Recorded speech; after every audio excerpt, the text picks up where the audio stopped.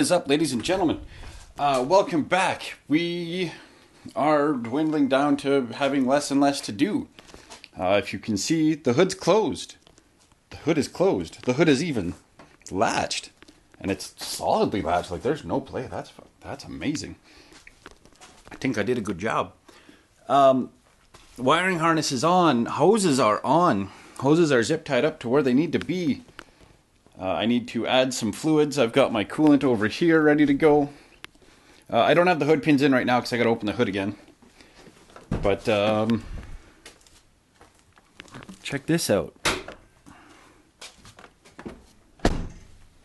I don't know what that light rattle is.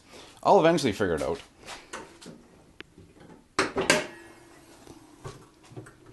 Engine is in. Engine is all wired in, all tucked in, all set up. I think I got to cut these wires here. There's my pliers. The hood struts are shot, so I'm cheap, so I use a pair of cheap needle nose vice grips.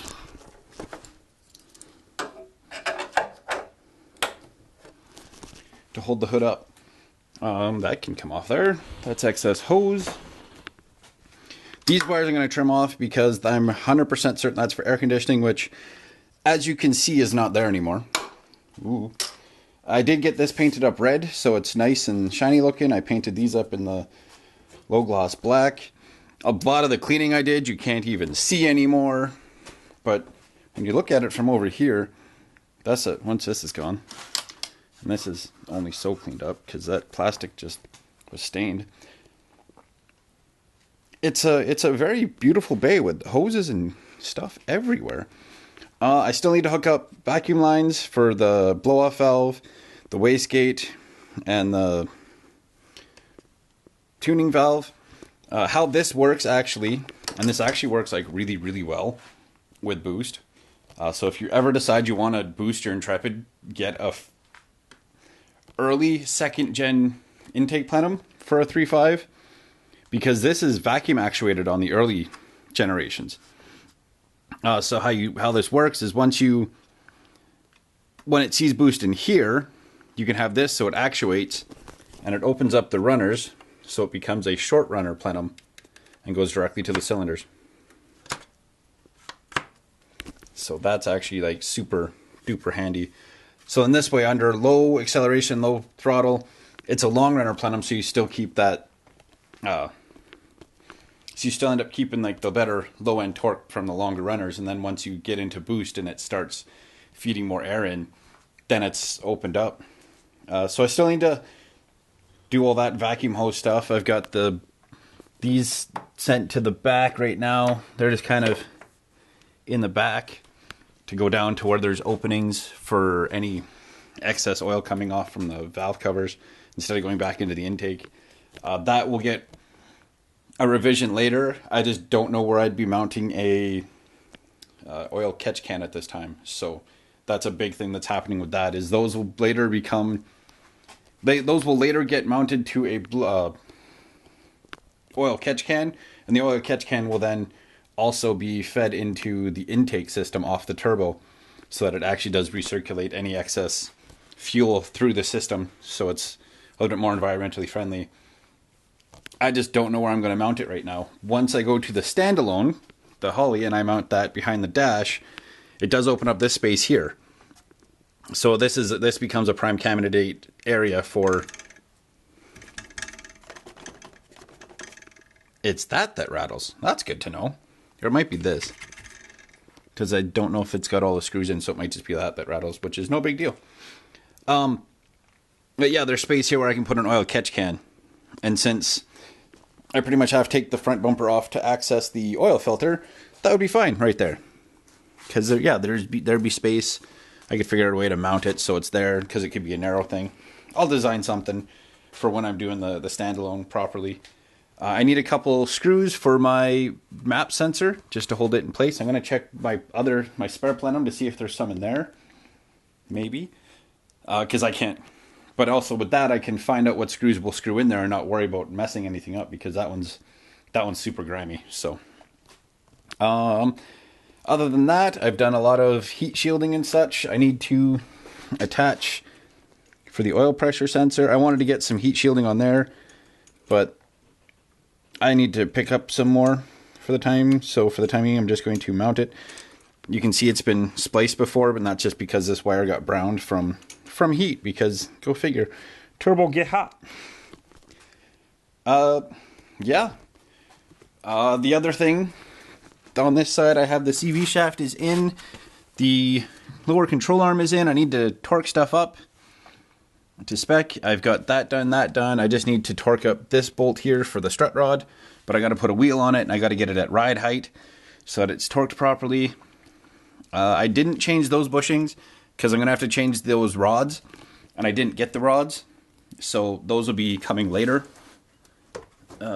Probably somewhere like Rock Auto or something. I'll get a set from there. That's solid there now. No more holes there to fill. I've got that back in, so it's supported and proper. I've got the evap thing down there. And all that does is it just recirculates any gas fumes from the tank into the plenum. It's not a high amount that goes through there, but it's enough. And that kind of helps keep check engine lights away too. So, but we are getting there. I have a battery here to put in. Everything topside is assembled. I need the little chunk of hose to join these two up, which is, I think I should have somewhere. Just no big deal. I'm using fuel line here, but this could just be vacuum line, 1/4-inch vacuum line. So that's that. Wiper blades are on. Washer fluid reservoir is not in the trunk. I figured I'll get it running and driving, because that's actually fairly simple. Because I want to get 500 kilometers with this oil and this oil filter just to kind of make sure that there's nothing in the engine. So I'll be doing that, and when I have to take off the front bumper to get to the fuel filter, the oil filter, I'll have all this wiring figured out for how long I need, and it'll come up through here and then come down through here, tuck into the body, along here, and go into the trunk for power and everything else. I was spending so much time trying to figure out, oh man, I got to figure all this out, blah, blah, blah. And then I was like, well, why don't I just hold off on that for now, get the car running, get the car driving, because that doesn't require it being up on jack stands to do it. It'd be nicer because it'd be a little bit higher, but it's the only area it's going to have issues is running through the fender area. So I'll just make sure I've got long enough wires, take out the foam thing, and make sure it goes down and into the side, the interior paneling section there. But that gets us caught up for today. Today being Tuesday, April 6th. I'm hoping it's running this week. I'm really close. Like it's vacuum lines under the hood, adjust fuel pressure, put the battery in. I got to put the battery in, then adjust fuel pressure, and then it's start. And hopefully it makes vroom vroom noises. I'll be very, very upset if it does not make vroom vroom noises, because that will suck. Because then that means troubleshooting, trying to figure out why it does not make vroom vroom noises. But yeah, one other little thing I got to do back here. Got to put those rivet things in here instead of having these. They'll stay on the rear bumper, so I can put the other two in the rear. Those two in the rear bumper on that side. I got to jack up the other side, do that. Yeah, we are getting there. I got to add fluids and all that fun stuff.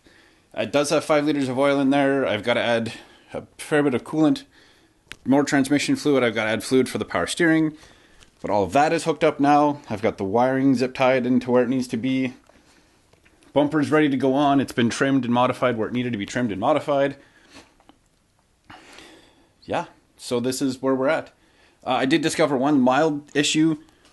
This bolt here, I had like these Allen head stainless steel ones here. It was too tall, so I had to get one of the factory ones to put back because it was actually contacting here and causing the hood to sit up high. So I've changed that out, and it's fine on this side, but I might clean up some of that hardware and change out all the hardware and just have clean hardware for the hood, because I still kind of want to do something on the underside of this instead of having the gray. But the gray stays for now, because there's also going to be heat shielding that's going to go kind of here to help protect the hood, just because this turbo get hot. But that will be it for now, ladies and gentlemen, boys and girls. I'm going to turn on the music and get to setting my fuel pressure, getting my battery in, setting my fuel pressure, and then hammering away. So, like, subscribe, and all that fun jazz, and hopefully I get a couple screws for that map sensor so it doesn't go pop out under boost pressures. So until next time, guys, keep fit, have fun, like, share, subscribe, all that fun jazz, and soon we'll be actually having adventures with Turbo Trap instead of just working on Turbo Trap. That's going to be so much fun. Stick around, more's coming.